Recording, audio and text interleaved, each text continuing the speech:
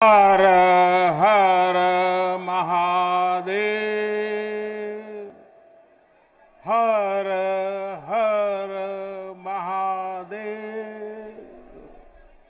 नमः पार्वती पते।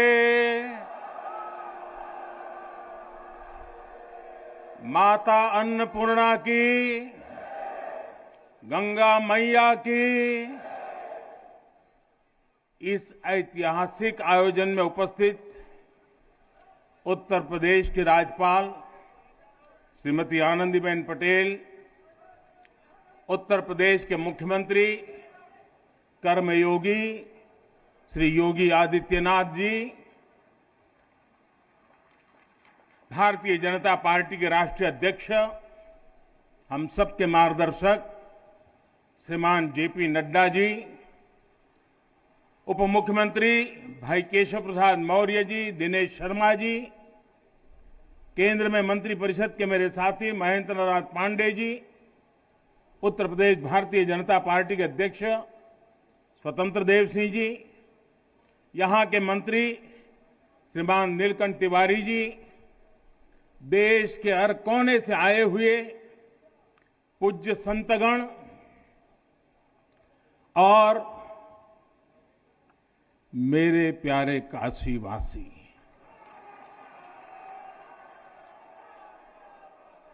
और देश विदेश से इस अवसर के साक्षी बन रहे सभी श्रद्धालु साथीगण,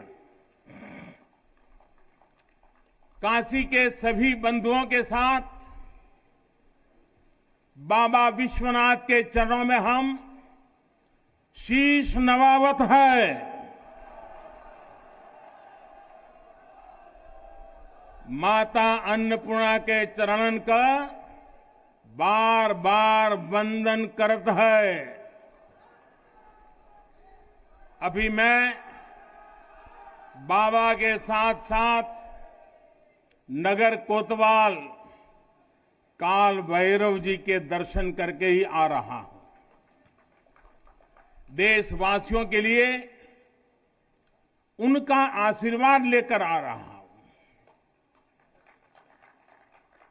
काशी में कुछ भी खास हो, कुछ भी नया हो, तो सबसे पहले उनसे पूछना आवश्यक है। मैं काशी के कोतवाल के चरणों में भी प्रणाम करता हूं।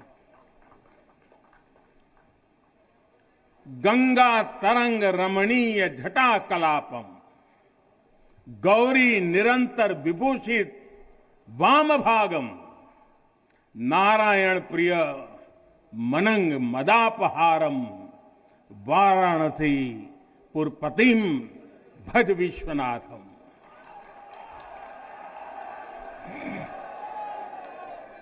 हम बाबा विश्वनाथ दरबार से देश दुनिया के उन श्रद्धालु जनन के प्रणाम करत है जो अपने अपने स्थान से इस महायज्ञ के साक्षी बनत होन। हम आप सब काशीवासी लोगन के प्रणाम करत है, जिनके सहयोग से इस शुभ घड़ी आयल है। हृदय गदगद है, मन आह्लादित है। आप सब लोगन के बहुत बहुत बधाई है।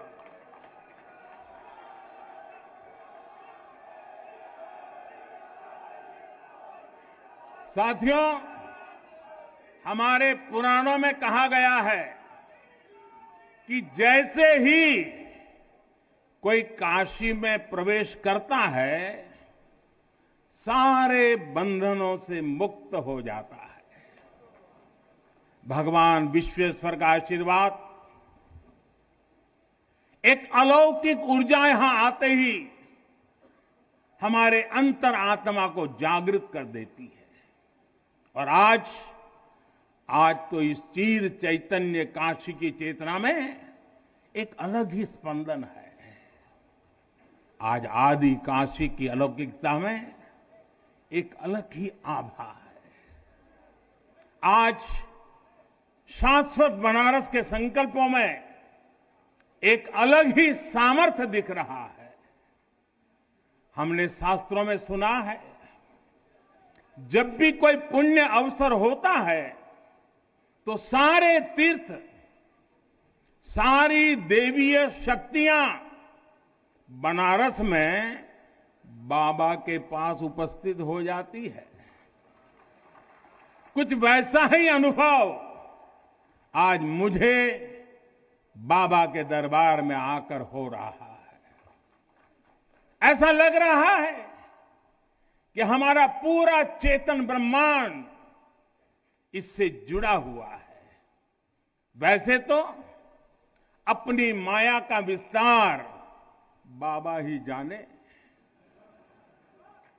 लेकिन जहां तक हमारी मानवीय दृष्टि जाती है, विश्वनाथ धाम के इस पवित्र आयोजन के इसे समय पर इस समय पूरा विश्व जुड़ा हुआ है।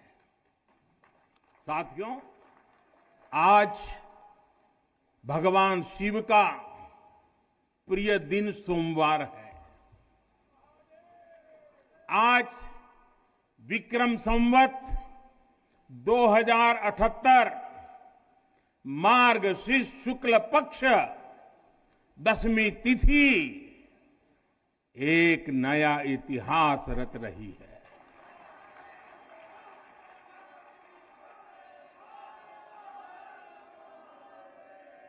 और हमारा सौभाग्य है कि हम इस तिथि के साक्षी बन रहे हैं।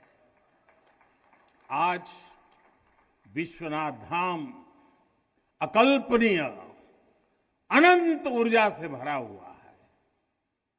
उसका वैभव विस्तार ले रहा है। इसकी विशेषता आसमान छू रही है।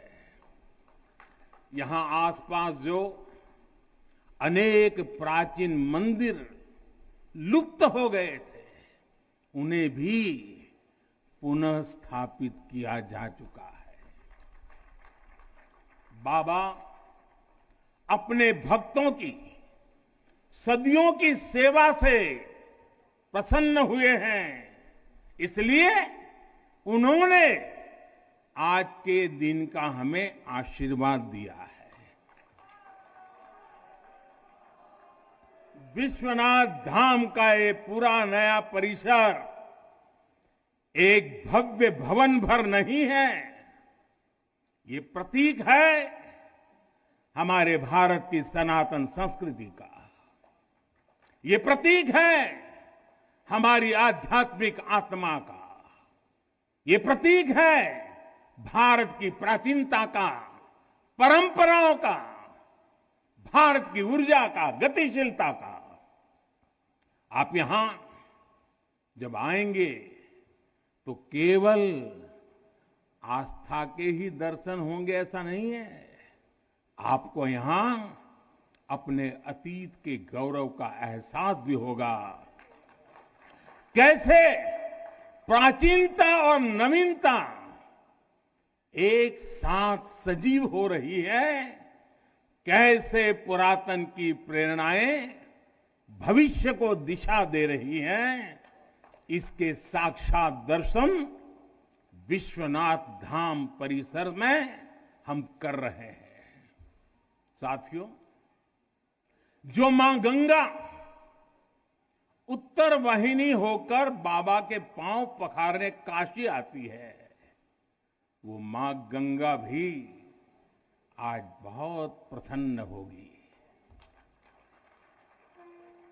अब जब हम भगवान विश्वनाथ के चरणों में प्रणाम करेंगे, ध्यान लगाएंगे, तो मां गंगा को स्पर्श करती हुई हवा हमें स्नेह देगी, हमें आशीर्वाद देगी। और जब मां गंगा उन्मुक्त होगी, प्रसन्न होगी, तो बाबा के ध्यान में हम गंग तरंगों की कलकल, गंग तरंगों की कलकल का दैवीय अनुभव भी कर सकेंगे। बाबा विश्वनाथ सबके हैं, मां गंगा सबकी है, उनका आशीर्वाद सबके लिए है। लेकिन समय और परिस्थितियों के चलते बाबा और मां गंगा की सेवा की ये सुलभता मुश्किल हो चली थी। यहां हर कोई आना चाहता था, लेकिन रास्तों और जगह की कमी हो गई थी। बुजुर्गों के लिए, दिव्यांगों के लिए यहां आने में बहुत कठिनाई होती थी। लेकिन अब विश्वनाथ धाम परियोजना के पूरा होने से यहां हर किसी के लिए पहुंचना सुगम हो गया है। हमारे दिव्यांग भाई बहन, बुजुर्ग माता पिता सीधे बोर्ड से जेटी तक आएंगे। जेटी से घाट तक आने के लिए भी एस्केलेटर लगाए गए हैं। वहां से सीधे मंदिर तक आ सकेंगे। संकरे रास्तों की वजह से दर्शन के लिए जो घंटों तक का इंतजार करना पड़ा था, जो परेशानी होती थी, वो भी अब कम होगी। पहले यहां जो मंदिर क्षेत्र केवल 3000 वर्ग फीट में था, वो अब करीब करीब 5 लाख वर्ग फीट का हो गया।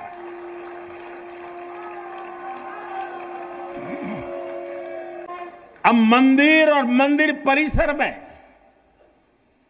50, 60, 70 हजार श्रद्धालु आ सकते हैं। यानी पहले मां गंगा का दर्शन स्नान और वहां से सीधे विश्वनाथ धाम, यही तो है हर हर महादेव। साथियों, जब मैं बनारस आया था तो एक विश्वास लेकर आया था। विश्वास अपने से ज्यादा बनारस के लोगों पर था, आप पर था।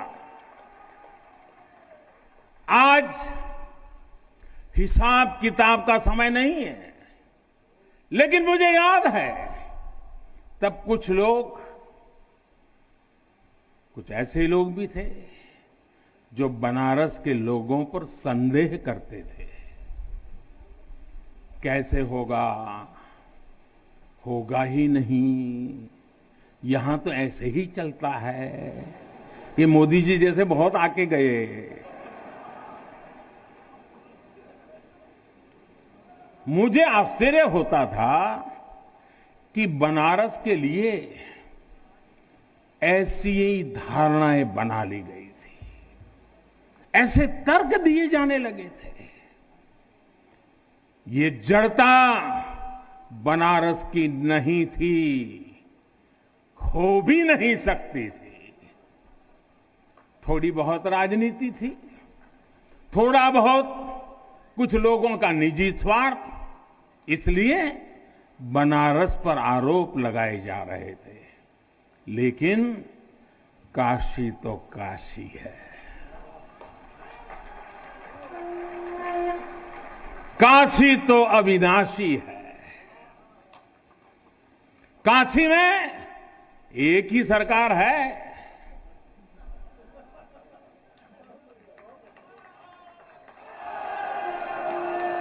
जिनके हाथों में डमरू है, उनकी सरकार है।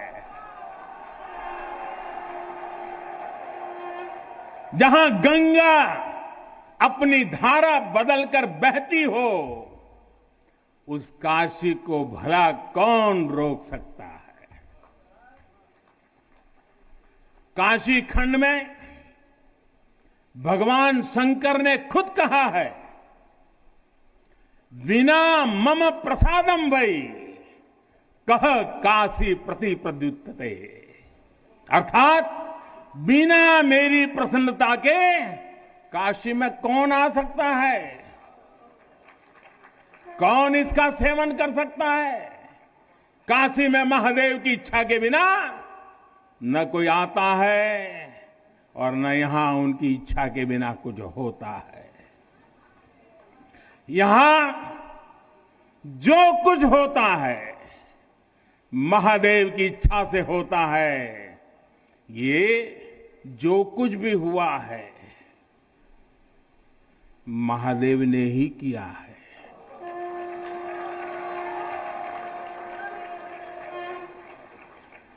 ई विश्वनाथ धाम तो बाबा आपन आशीर्वाद से बनेले हुअन। उनकर इच्छा के बिना का कोई पत्ता हिल सकेला? कोई कितना बड़ा हवे तो अपने घरे का होइए, बोलिए तबे कोई आ सकेला, कुछ कर सकेला। साथियों, बाबा के साथ अगर किसी और का योगदान है तो वो बाबा के गणों का है। बाबा के गण यानी हमारे सारे काशीवासी जो खुद महादेव के ही रूप है। जब भी बाबा को अपनी शक्ति अनुभव करानी होती है वो काशी वासियों का माध्यम ही बना देते हैं। फिर काशी करती है और दुनिया देखती है। इदम शिवाय इदम नमः, इदम शिवाय इदम नमः। भाई और बहनों, मैं आज अपने हर उस श्रमिक भाई बहनों का भी आभार व्यक्त करना चाहता हूं जिसका पसीना इस भव्य परिसर के निर्माण में बहा है। कोरोना के इस विपरीत काल में भी उन्होंने यहां पर काम रुकने नहीं दिया। मुझे अभी अपने इस श्रमिक साथियों से मिलने का अवसर मिला, उनके आशीर्वाद लेने का सौभाग्य मिला। हमारे कारीगर, हमारे सिविल इंजीनियरिंग से जुड़े लोग, प्रशासन के लोग, वो परिवार जिनके यहां घर हुआ करते थे, मैं सभी का अभिनंदन करता हूं। और इन सबके साथ मैं यूपी सरकार, हमारे कर्मयोगी मुख्यमंत्री योगी आदित्यनाथ जी का भी और उनकी पूरी टीम का भी अभिनंदन करता हूं जिन्होंने काशी विश्वनाथ धाम परियोजना को पूरा करने के लिए दिन रात एक कर दिया। साथियों, हमारी इस वाराणसी ने युगों को जिया है, इतिहास को बनते बिगड़ते देखा है। कितने ही कालखंड आए गए, कितनी ही सल्तनतें उठी और मिट्टी में मिल गई, फिर भी बनारस बना हुआ है। बनारस अपना रस बिखेर रहा है। बाबा का ये धाम शाश्वत ही नहीं रहा है, इसके सौंदर्य ने भी हमेशा संसार को आश्चर्यचकित और आकर्षित किया है। हमारे पुराणों में प्राकृतिक आभा से घिरी काशी के ऐसे ही दिव्य स्वरूप का वर्णन किया गया है। अगर हम ग्रंथों को देखेंगे, शास्त्रों को देखेंगे, इतिहासकारों ने भी वृक्षों, सरोवरों, तालाबों से घिरी काशी के अद्भुत स्वरूप का बखान किया है। लेकिन समय कभी एक जैसा नहीं रहता। आतताइयों ने इस नगरी पर आक्रमण किए, इसे ध्वस्त करने के प्रयास किए। औरंगजेब के अत्याचार, उसके आतंक का इतिहास साक्षी है। जिसने सभ्यता को तलवार के बल पर बदलने की कोशिश की, जिसने संस्कृति को कट्टरता से कुचलने की कोशिश की, लेकिन इस देश की मिट्टी बाकी दुनिया से कुछ अलग है। यहां अगर औरंगजेब आता है तो शिवाजी भी उठ खड़े होते हैं। अगर कोई सालार मसूद इधर बढ़ता है तो राजा सुहेलदेव जैसे वीर योद्धा उसे हमारी एकता की ताकत का एहसास करा देते हैं। और अंग्रेजों के दौर में भी वॉरेन हेस्टिंग का क्या हाल काशी के लोगों ने किया था। ये तो काशी के लोग समय समय पर बोलते रहते हैं और काशी की जुबान पे निकलता है, घोड़े पर हौदा और हाथी पर जिन जान लेकर भागल वॉरेन हेस्टिंग। साथियों, आज समय का चक्र देखिए, आतंक के वो पर्याय इतिहास के काले पन्नों तक सिमट कर रह गए हैं और मेरी काशी आगे बढ़ रही है, अपने गौरव को फिर से नई भव्यता दे रही है। साथियों, काशी के बारे में मैं जितना बोलता हूं उतना डूबता जाता हूं, उतना ही भावुक हो जाता हूं। काशी शब्दों का विषय नहीं है, काशी संवेदनाओं की सृष्टि है। काशी वो है जहां जागृति ही जीवन है। काशी वो है जहां मृत्यु भी मंगल है। काशी वो है जहां सत्य ही संस्कार है। काशी वो है जहां प्रेम ही परंपरा है। भाइयों बहनों, हमारे शास्त्रों ने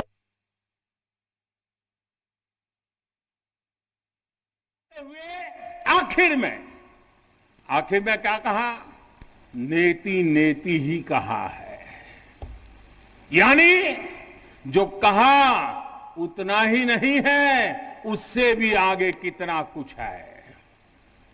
हमारे शास्त्रों ने कहा है, शिवम ज्ञायन इति ब्रूयो, शिवः शब्दार्थ चिंतका, अर्थात शिव शब्द का चिंतन करने वाले लोग शिव को ही ज्ञान कहते हैं। इसलिए ये काशी शिवमयी है, ये काशी ज्ञानमयी है। और इसलिए ज्ञान, शोध, अनुसंधान ये काशी और भारत के लिए स्वाभाविक निष्ठा रहे हैं। भगवान शिव ने स्वयं कहा है, सर्व क्षेत्रेषु भूपृष्ठे, सर्व क्षेत्रेषु भूपृष्ठे काशी क्षेत्रम च मे वपु, अर्थात धरती के सभी क्षेत्रों में काशी साक्षात मेरा ही शरीर है। इसलिए यहां का पत्थर, यहां का हर पत्थर शंकर है। इसलिए हम अपनी काशी को सजीव मानते हैं और इसी भाव से हमें अपने देश के कण कण में मातृभाव का बोध होता है। हमारे शास्त्रों का वाक्य है, दृश्यते स्वर्ग सर्वे है, काश्यम विश्वेश्वर तथा, यानी काशी में सर्वत्र हर जीव में भगवान विश्वेश्वर के ही दर्शन होते हैं। इसलिए काशी जीवत्व को सीधे शिवत्व से जोड़ती है। हमारे ऋषियों ने भी कहा है, विश्वेश्वरम शरणम समय बुद्धि प्रदास्यति, अर्थात भगवान विश्वेश्वर की शरण में आने पर समबुद्धि व्याप्त हो जाती है।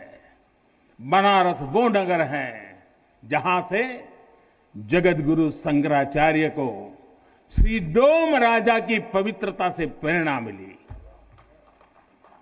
उन्होंने देश को एकता के सूत्र में बांधने का संकल्प लिया। ये वो जगह है जहां भगवान शंकर की प्रेरणा से गोस्वामी तुलसीदास जी ने रामचरितमानस जैसी अलौकिक रचना की। यहीं की धरती सारनाथ में भगवान बुद्ध का बोध संसार के लिए प्रकट हुआ। समाज सुधार के लिए कबीरदास जैसे मनीषी यहां प्रकट हुए। समाज को जोड़ने की जरूरत थी तो संत रविदास जी की भक्ति की शक्ति का केंद्र भी ये काशी बनी। ये काशी अहिंसा और तप की प्रतिमूर्ति 4 जैन तीर्थंकरों की धरती है।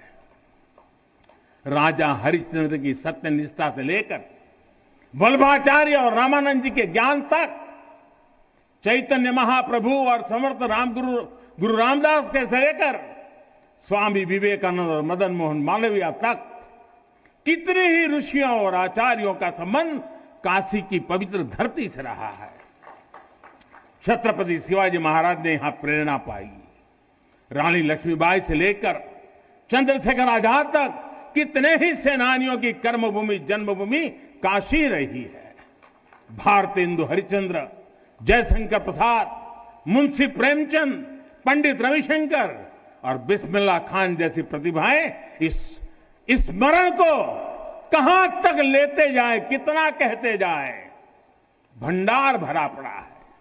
जिस तरह काशी अनंत है वैसे ही काशी का योगदान भी अनंत है। काशी के विकास में इन अनंत पुण्य आत्माओं की ऊर्जा शामिल है। इस विकास में भारत की अनंत परंपराओं की विरासत शामिल है।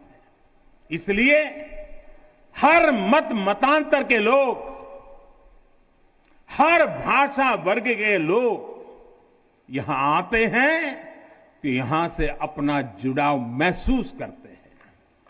साथियों, काशी हमारे भारत की सांस्कृतिक, आध्यात्मिक, राजधानी तो है ही, ये भारत की आत्मा का एक जीवंत अवतार भी है।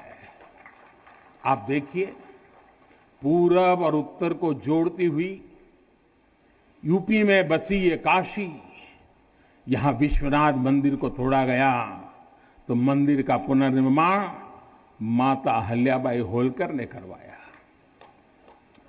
जिनकी जन्मभूमि महाराष्ट्र थी, जिनकी कर्मभूमि इंदौर, माहेश्वर और अनेक क्षेत्रों में थी, उन माता अहल्याबाई होलकर को आज मैं इस अवसर पर नमन करता हूं। 200-250 साल पहले उन्होंने काशी के लिए इतना कुछ किया था, तब के बाद काशी के लिए इतना काम अब हुआ है। साथियों, बाबा विश्वनाथ मंदिर की आभा बढ़ाने के लिए पंजाब से महाराजा रणजीत सिंह ने 23 मण सोना चढ़ाया था। इसके शिखर पर सोना मढ़वाया था। पंजाब से पूज्य गुरु नानक देव जी भी काशी आए थे, यहां सत्संग किया था। दूसरे सिख गुरुओं का भी काशी से विशेष रिश्ता रहा था। पंजाब के लोगों ने काशी के पुनर्निर्माण के लिए दिल खोलकर दान दिया था। पूरब में बंगाल की रानी भवानी ने बनारस के विकास के लिए अपना सब कुछ अर्पण किया। मैसूर और दूसरे दक्षिण भारतीय राजाओं का भी बनारस के लिए बहुत बड़ा योगदान रहा है। एक ऐसा शहर है जहां आपको उत्तर, दक्षिण, नेपाली, लगभग हर तरह की शैली के मंदिर दिख जाएंगे। विश्वनाथ मंदिर इसी आध्यात्मिक चेतना का केंद्र रहा है और अब ये विश्वनाथ धाम परिसर अपने भव्य रूप में इस चेतना को और ऊर्जा देगा। साथियों, दक्षिण भारत के लोगों की काशी के प्रति आस्था, दक्षिण भारत का काशी पर और काशी का दक्षिण भारत पर प्रभाव हम सब भली भांति जानते हैं। एक ग्रंथ में लिखा है, तेनो पयाथेन कदाचनात् वाराणसीम पाप निवारणम आवादी वाणी बलिना सविष्यन विलोक्य लीला वासरे विलिप्ता, कन्नड़ भाषा में कहा गया है। यानी जब सदगुरु माधवाचार्य जी अपने शिष्यों के साथ चल रहे थे तो उन्होंने कहा था कि काशी के विश्वनाथ पाप का निवारण करते हैं। उन्होंने अपने शिष्यों को काशी के वैभव और उसकी महिमा के बारे में भी समझाया। साथियों, सदियों पहले की ये भावना निरंतर चली आ रही है। मां कवि सुब्रमण्यम भारती काशी प्रवास ने जिनके जीवन की दिशा बदल दी, उन्होंने एक जगह लिखा है, तमिल में लिखा है, काशी नगर पुलवर पेशुम उरई दान, कांजी इल के पदर कौर खरूबी सेवोम। यानी काशी नगरी के संत कवि का भाषण कांचीपुर में सुनने का साधन बनाएंगे। काशी से निकला हर संदेश ही इतना व्यापक है कि देश की दिशा बदल देता है। वैसे मैं एक बात और कहूंगा, मेरा पुराना अनुभव है। हमारे घाट पर रहने वाले, नाव चलाने वाले कई बनारसी साथी तो, और आपने भी कभी अनुभव किया होगा, तमिल, कन्नड़ा, तेलुगु, मलयालम इतनी फर्राटेदार तरीके से बोलते हैं कि लगता है कि कहीं केरला, तमिलनाडु या कर्नाटक तो नहीं आ गए। अब इतना बढ़िया बोलते हैं। साथियों, भारत की हजारों सालों की ऊर्जा ऐसे ही तो सुरक्षित रही है, संरक्षित रही है। जब अलग अलग स्थानों के क्षेत्रों के सूत्र से जुड़ते हैं तो भारत एक भारत श्रेष्ठ भारत के रूप में जागृत होता है। इसलिए हमें सौराष्ट्र सोमनाथम से लेकर अयोध्या, मथुरा, माया, काशी, कांची, अवंतिका का हर दिन स्मरण करना सिखाया जाता है। हमारे यहां तो 12 ज्योतिर्लिंगों के स्मरण का ही फल बताया गया है। तस्य तस्य फल प्राप्ति ही भविष्यति न संशय। यानी सोमनाथ से लेकर विश्वनाथ तक 12 ज्योतिर्लिंगों का स्मरण करने से हर संकल्प सिद्ध हो जाता है, इसमें कोई संशय ही नहीं है। ये संशय इसलिए नहीं है क्योंकि स्मरण के बहाने पूरे भारत का भाव एकजुट हो जाता है, और जब भारत का भाव आ जाए तो संशय कहां रह जाता है, असंभव क्या बचता है। साथियों, ये भी सिर्फ संयोग नहीं है कि जब भी काशी ने करवट ली है, कुछ नया किया है, देश का भाग्य भी बदला है। बीते 7 वर्षों से काशी में चल रहा विकास का महायज्ञ आज एक नई ऊर्जा को प्राप्त कर रहा है। काशी विश्वनाथ धाम का लोकार्पण भारत को एक निर्णायक दिशा देगा, एक उज्जवल भविष्य की तरफ ले जाएगा। ये परिसर साक्षी है हमारे सामर्थ्य का, हमारे कर्तव्य का। अगर सोच लिया जाए, ठान लिया जाए तो असंभव कुछ भी नहीं है। हर भारतवासी की भुजाओं में वो बल है, हर भारतवासी की भुजाओं में वो बल है जो अकल्पनीय को साकार कर देता है। हम तप जानते हैं, हम तपस्या जानते हैं, देश के लिए दिन रात खपना जानते हैं। चुनौती कितनी ही बड़ी क्यों ना हो, हम भारतीय मिलकर उसे परास्त कर सकते हैं। विनाश करने वालों की शक्ति कभी भारत की शक्ति और भारत की भक्ति से बड़ी नहीं हो सकती। याद रखिए, जैसी दृष्टि से हम खुद को देखेंगे, वैसी ही दृष्टि से विश्व भी हमें देखेगा। मुझे खुशी है कि सदियों की गुलामी ने हम पर जो प्रभाव डाला था, जिस हीन भावना से भारत को भर दिया गया था, अब आज का भारत उससे बाहर निकल रहा है। आज का भारत सिर्फ सोमनाथ मंदिर का अंदर में हजारों किलोमीटर ऑप्टिकल फाइबर भी बिछा रहा है। आज का भारत सिर्फ बाबा केदारनाथ मंदिर का जीर्णोद्धार ही नहीं कर रहा, बल्कि अपने दमखम पर अंतरिक्ष में भारतीयों को भेजने की तैयारी में जुटा है। आज का भारत सिर्फ अयोध्या में प्रभु श्री राम का मंदिर ही नहीं बना रहा, बल्कि देश के हर जिले में मेडिकल कॉलेज भी बना रहा है। आज का भारत सिर्फ बाबा विश्वनाथ धाम को भव्य रूप ही नहीं दे रहा, बल्कि गरीब के लिए करोड़ों पक्के घर भी बना रहा है। साथियों, नए भारत में अपनी संस्कृति का गर्व भी है और अपने सामर्थ्य पर उतना ही भरोसा भी है। नए भारत में विरासत भी है और विकास भी है।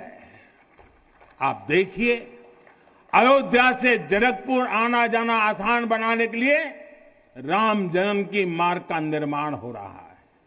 आज भगवान राम से जुड़े स्थानों को रामायण सर्किट से जोड़ा जा रहा है और साथ ही रामायण ट्रेन चलाई जा रही है। बुद्ध सर्किट पर ही काम हो रहा है, तो साथ ही कुशीनगर में इंटरनेशनल एयरपोर्ट भी बनाया गया है। करतारपुर साहिब कॉरिडोर का निर्माण किया गया है, तो वहीं हेमकुंड साहिब जी के दर्शन आसान बनाने के लिए रॉपवे बनाने की भी तैयारी है। उत्तराखंड में 4 धाम सड़क महापरियोजना पर भी तेजी से काम जारी है। भगवान विट्ठल के करोड़ों भक्तों के आशीर्वाद से श्री संत ज्ञानेश्वर महाराज पालकी मार्ग और संत तुकाराम महाराज पालकी मार्ग का भी काम अभी कुछ हफ्ते पहले शुरू हो चुका है। साथियों, केरला में गुरुवायूर मंदिर हो या तमिलनाडु में कांचीपुरम वेलंकानी, तेलंगाना का जोगलांबा देवी मंदिर हो या फिर बंगाल का बेलूर मठ, गुजरात में द्वारका जी हो या फिर अरुणाचल प्रदेश का परशुराम कुंड, देश के अलग अलग राज्यों में हमारी आस्था और संस्कृति से जुड़े ऐसे अनेकों पवित्र स्थानों पर पूरे भक्ति भाव से काम किया गया है, काम चल रहा है। भाइयों और बहनों, आज का भारत अपनी खोई हुई विरासत को फिर से संजो रहा है। यहां काशी में तो माता अन्नपूर्णा खुद विराजती है। मुझे खुशी है कि काशी से चुराई गई मां अन्नपूर्णा की प्रतिमा 1 शताब्दी के इंतजार के बाद, 100 साल के बाद अब फिर से काशी में स्थापित की जा चुकी है। माता अन्नपूर्णा की कृपा से कोरोना के कठिन समय में देश ने अपने अन्न भंडार खोल दिए।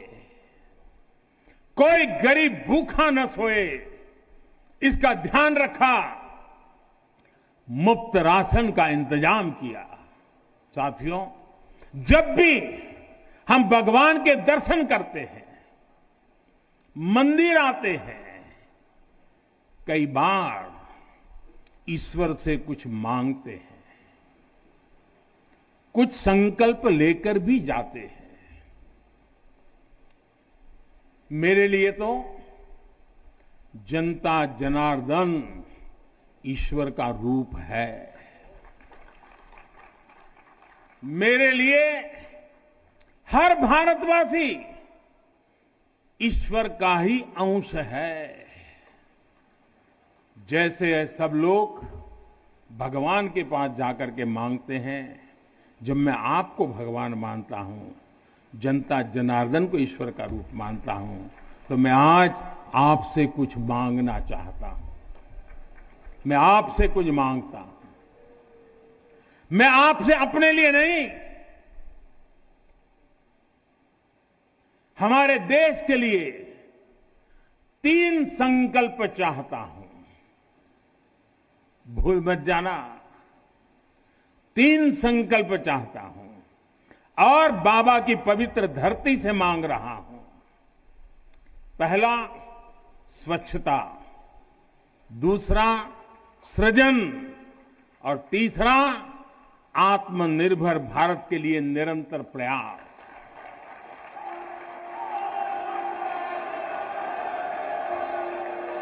स्वच्छता जीवन शैली होती है, स्वच्छता अनुशासन होती है। ये अपने साथ कर्तव्यों की एक बहुत बड़ी श्रृंखला लेकर आती है। भारत चाहे जितना ही विकास करे, स्वच्छ नहीं रहेगा तो हमारे लिए आगे बढ़ पाना मुश्किल होगा। इस दिशा में हमने बहुत कुछ किया है, लेकिन हमें अपने प्रयासों को और बढ़ाने होंगे। कर्तव्य की भावना से भरा आपका एक छोटा सा प्रयास देश की बहुत मदद करेगा। यहां बनारस में भी, शहर में, घाटों पर स्वच्छता को हमें एक नए स्तर पर लेकर जाना है। गंगा जी की स्वच्छता के लिए उत्तराखंड से लेकर बंगाल तक कितने ही प्रयास चल रहे हैं। नमामि गंगे अभियान की सफलता बनी रहे, नमामि गंगे अभियान की सफलता बनी रहे, इसके लिए हमें सजग होकर काम करते रहना होगा। साथियों, गुलामी के लंबे कालखंड में हम भारतीयों का आत्मविश्वास ऐसा तोड़ा कि हम अपने ही सृजन पर विश्वास खो बैठे। आज हजारों वर्ष पुरानी इस काशी से मैं हर देशवासी का आह्वान करता हूं,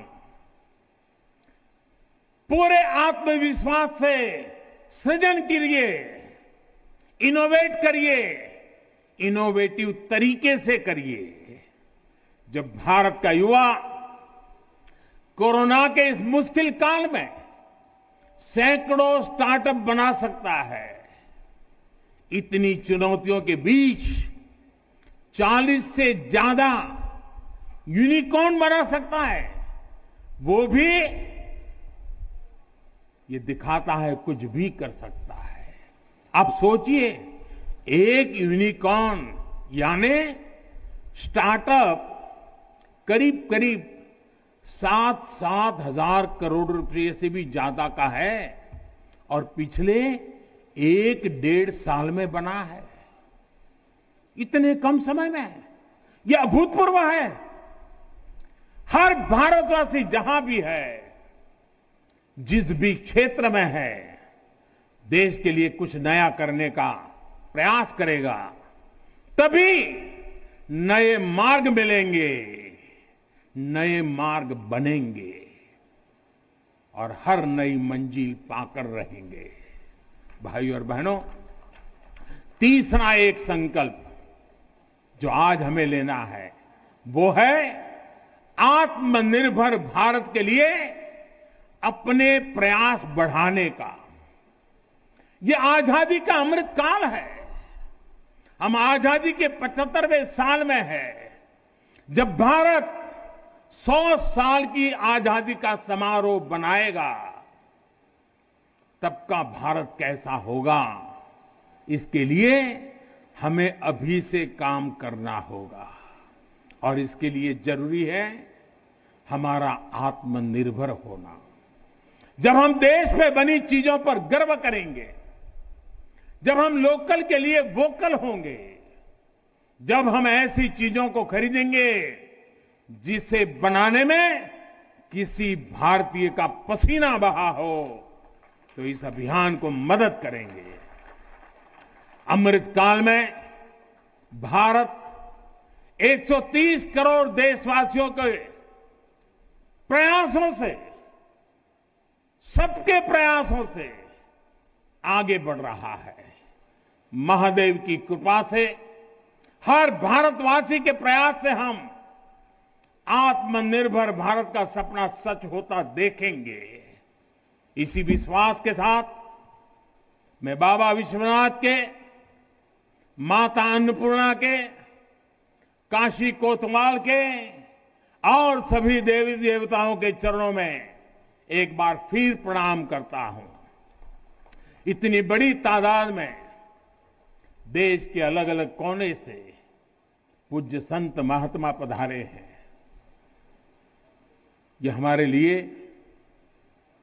मुझ जैसे एक सामान्य नागरिक के लिए ये सौभाग्य की पल है। मैं सभी संतों का, सभी पूज्य महात्माओं का सर झुका करके हृदय से अभिनंदन करता हूं, प्रणाम करता हूं। मैं आज सभी काशीवासियों को, देशवासियों को फिर से बधाई देता हूं, बहुत बहुत शुभकामनाएं देता हूं। हर हर महादेव, हर हर महादेव, हर हर महादेव।